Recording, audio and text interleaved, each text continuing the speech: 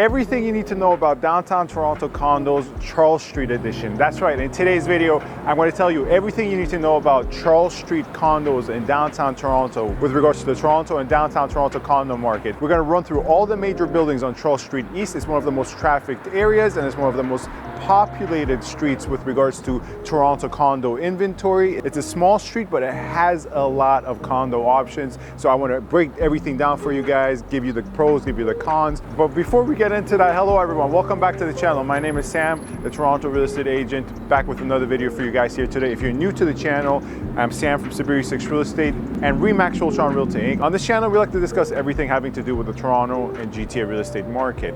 Area analysis videos such as this, market stats, market reports, buyer advice, seller advice, building reviews, property tours, real estate vlogs, and so much more. So if you find any of this content enjoyable or informative, you can find my contact information in the description box. Lastly, feel free to subscribe and comment and review. Your support with regards to this channel helps a lot. So anyways, enough of that. Let's start with today's video, which is once again a thorough review analysis of Charles Street and all the condo buildings, all the condo inventory it has to offer. Everything you're going to hear in today's video is just my opinion and everything I've learned throughout the many years of working with Toronto condo buyers and sellers in downtown Toronto, particularly in Charles Street. Now, for the purposes of today's video, we're just going to talk about Charles Street from Yonge to Jarvis. If you do not know, Charles Street goes to Charles Street West, but in today's video, we're going to talk about Charles Street East, which is the stretch between Yonge Street and Jarvis Street. And in this very small street, you know, from Yonge to Jarvis is not that long. It's about 9 to 10 buildings that we're going to discuss in today's video. All right, so the first building we're going to start with is 33 Charles Street East.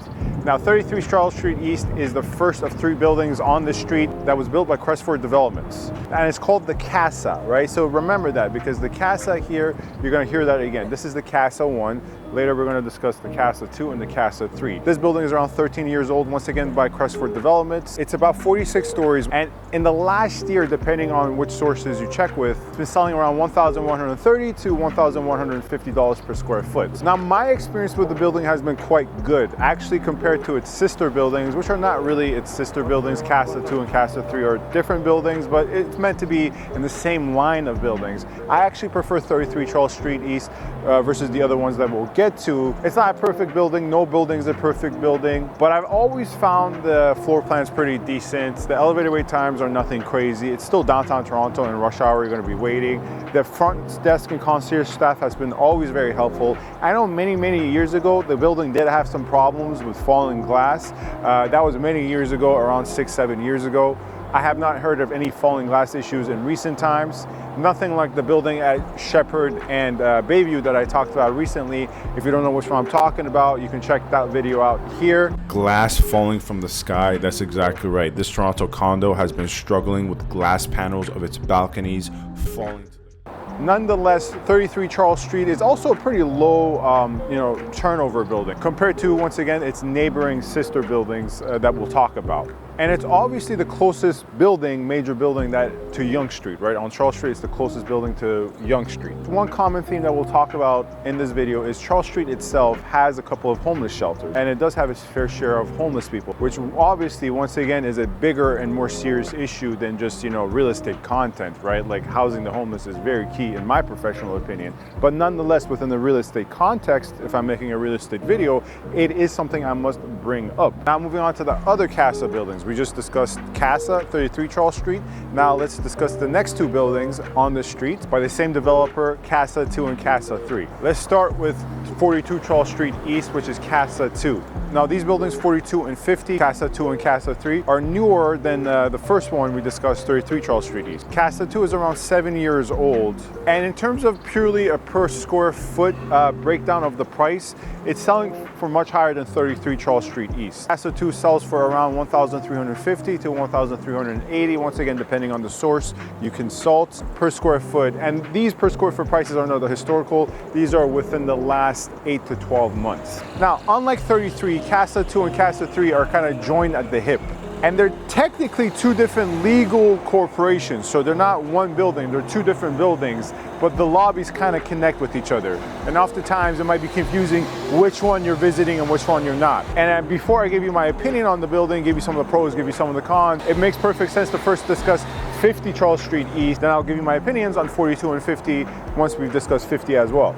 So now let's go to 50. And now we're here, 50 Charles Street East, right next to 42. This is even newer than 42, obviously newer than 33, Casa Ⅲ Condos. This is about 5 years old, and it's also the most expensive, around $1,400 per square foot in the last 8 to 12 months. So an average unit in this building is much pricier than an average unit in 42 Charles Street East. Now, let me give you my opinions, right? These two buildings were very much so created, conceived, and advertised as luxury condos, correct? So to the point where in the lobby you actually have a Hermes bag, right? So you really know what the target demographic of these condos were. They were heavily marketed towards overseas investors as well. Not particularly overseas investors who are going to rent it out, but wealthy individuals overseas who were going to maybe need a condo in downtown Toronto for business trips, for family members. And you find a lot of wealthy students also living in these two buildings. Now, my opinion on the buildings is actually a little bit lukewarm. They're not by any means really bad buildings or even the worst buildings. You know, they're very mediocre buildings. If I were to ever personally purchase on Charles Street, I would probably not purchase in these two buildings. Once again, they're not bad, right? Their rental yield for investors is outstanding. They have some of the best per square foot rental yields for investors. They're at the same time very pricey. The maintenances are quite fair, I would have to say, the maintenance fees, although that might change in the future, and I'll get to that. Their amenities are fantastic, some of the best amenities you can find in downtown Toronto in terms of luxury.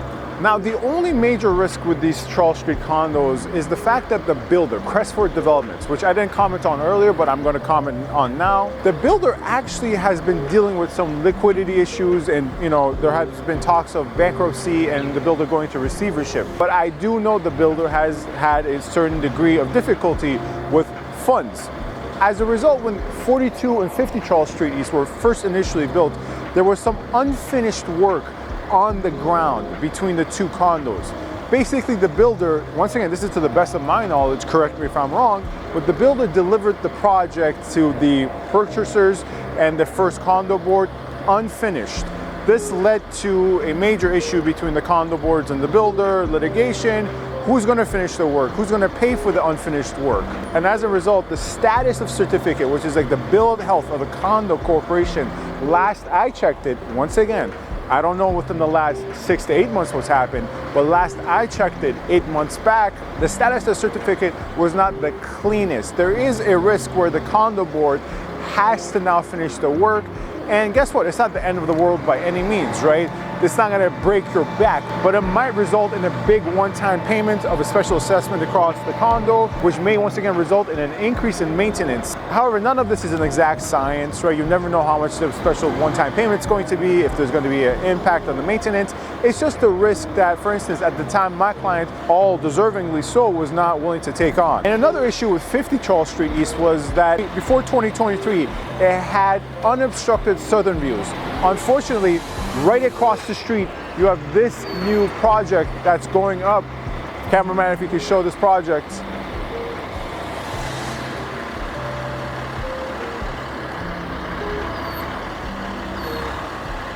And effectively, it has completely obstructed, I would say, 80% of the units facing south, right? The remaining 20% are on the very, very high floors, the 48th, the 49th, the 50th floors that still at this point in time have unobstructed views. So we just took a quick coffee break between the buildings, and one of the problems with Charles Street, the stretch of Charles Street with all the condos, in this case Charles Street East, is that it doesn't get a lot of sun, right?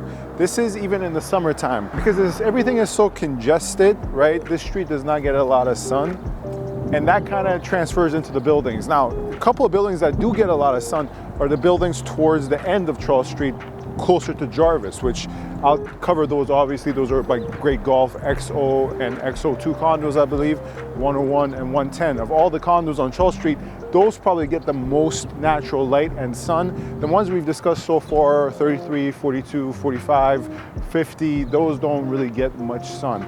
Another thing is parking is very scarce on Charles Street, right? As a result, the value of parking in these buildings are much more than other condos in other areas of downtown Toronto. Maybe buildings closer to Chinatown, buildings closer to Bay Street, buildings closer to waterfront. Even in those areas, ultimately in downtown, parking is very scarce. Nonetheless, here, particularly in Charles Street, parking is even more scarce. Let me put this down. Okay. All right, now we just got done discussing the Casa buildings, Casa ⅓, 33, Casa ⅱ 42, Casa ⅲ 50 Charles Street East. Now we're going to talk about 45 Charles Street East, which is standing diagonal from Casa ⅱ and Casa ⅲ. 45 is called the Chaz on Yorkville. And this area, it's debatable whether it's Yorkville or not. I've seen many arguments. It's fair to say this area is Yorkville. I've seen other arguments to say, no, you're really stretching the definition of Yorkville when you call Charles Street East Yorkville.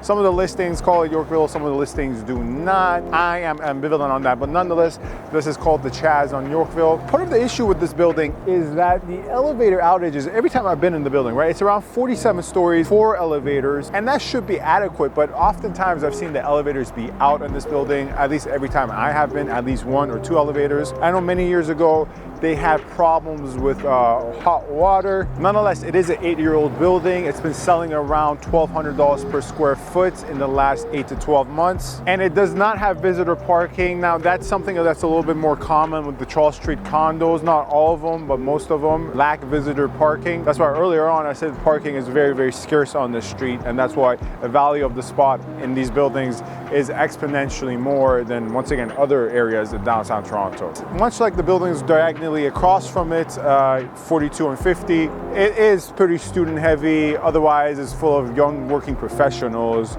You don't have a lot of families in these buildings. All right, we have now come all the way to Church Street. We started from Charles and Yonge. Now we're on Charles and Church. And now we're going to talk about this one, which is this building, 71 Charles Street East, Paxton Place, which you might have not known is a condo. Right from the outside, it looks like an office building, and I thought that is what it was, which was an office building. It's actually been a condo for 40 years. It's a 40-year-old building, and obviously for a 40-year-old building, you know, it's a pretty cheap building. It's probably the cheapest building. In fact, not probably. Absolutely, I would have to say the cheapest building on Charles Street. It's been selling for around $700 per square foot.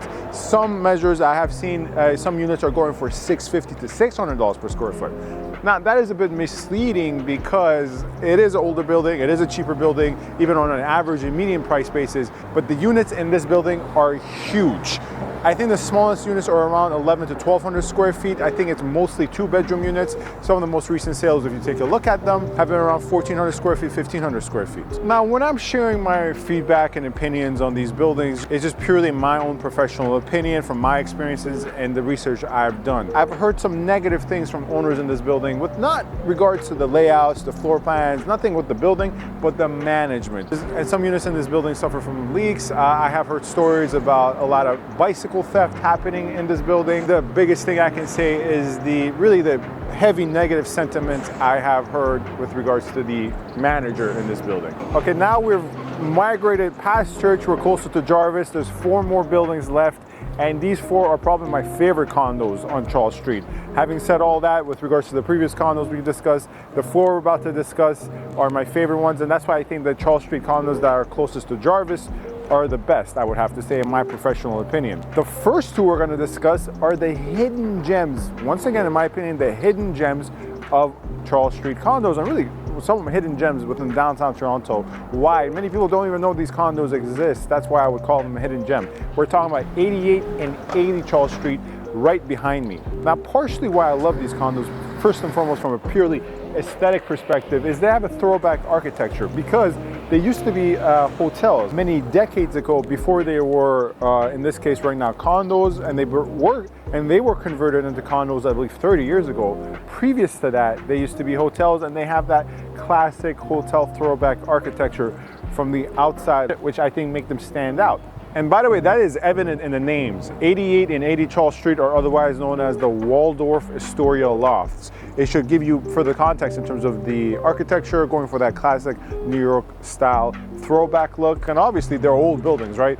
In the 90s, they were converted into residential condos. Before that, I think around the 60s or 50s, late 50s, early 60s, they were hotels. And despite the age, 88 and 80 Charles Streets, right, they've actually maintained value quite well. In the low markets, units sell for $900 per square foot, $880 per square foot. In a more moderate, more balanced market, they're selling around $900 per square foot, or the high 900s. And in a hot market, they sell around $1,000. In the last 8 to 12 months, you're looking at $1,000 per square foot, just about, in these buildings, which for a 30-year-old building is quite good, right? We just discussed a 41-year-old building that was selling for $700 per square foot and less. Now, they're not perfect buildings, right? And they might not be everyone's cup of tea. They don't have concierges, which is something that's not important for me. I mean, in the condo I live in, and some of the best condos I purchased for clients, those condos did not have concierges. So that might be a deal breaker for you. These don't have concierges, but they're otherwise very mature, very, very owner-heavy building. The amount of students in these buildings are far less than the other ones we've discussed and the ones we're going to actually discuss later. Charles Street overall as a entire area is not that family heavy, but if I had to pick a building that is heaviest with regards to family occupants, is probably 88 and 80. So they're probably the most end-user friendly buildings on the street. Now, once again, they're not perfect. Basically, next to none amenities. I believe there's a basement gym, that's it. And the biggest complaint I actually have about these is that there's only one elevator shaft, which if someone's moving in or moving out, that's going to be a headache. But despite the one elevator, it's a very quiet, low maintenance in the sense of, not a lot of loud parties, not a lot of people coming and going, just a very end user, quiet, friendly condo building. 88 and 80.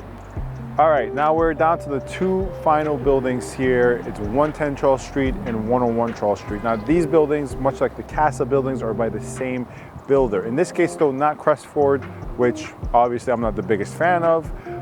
In this case, they're by a builder that I'm a huge fan of, which is Great Golf. Now, I wouldn't rank Great Golf as like the A+ tier builder. I would definitely rank them as the B+ to A- tier builder. I've never had a bad experience with them. They do have their misses, but the majority of their buildings, I would say like the XO condos and the XO2 condos, so 110 and 101 Charles Street.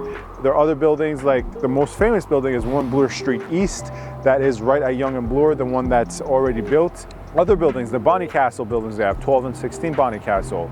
I would have to say, all in all, they're rank from okay to pretty good buildings. So they're one of my favorite builders for sure. Now let's talk about 110 Charles Street. Now 110 Charles Street and 101 Charles Street, once again, they're kind of like sister buildings, although not one legal condominium corp. When we just discussed 80 and 88 Charles Street East, they're two different physical structures, but one condo corporation.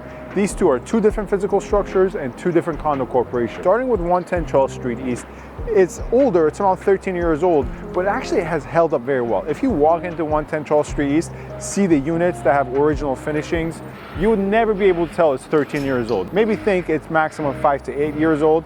It has held up very well, and definitely compared to 33 Charles Street East, right? That is around the same age range as this one, and once again, this one has held up much better than 33. And I'll actually touch on that a little bit more when I talk about 101 Charles Street East. Nonetheless, in terms of price point, 110 Charles Street East has sold for around $1,132 per square foot.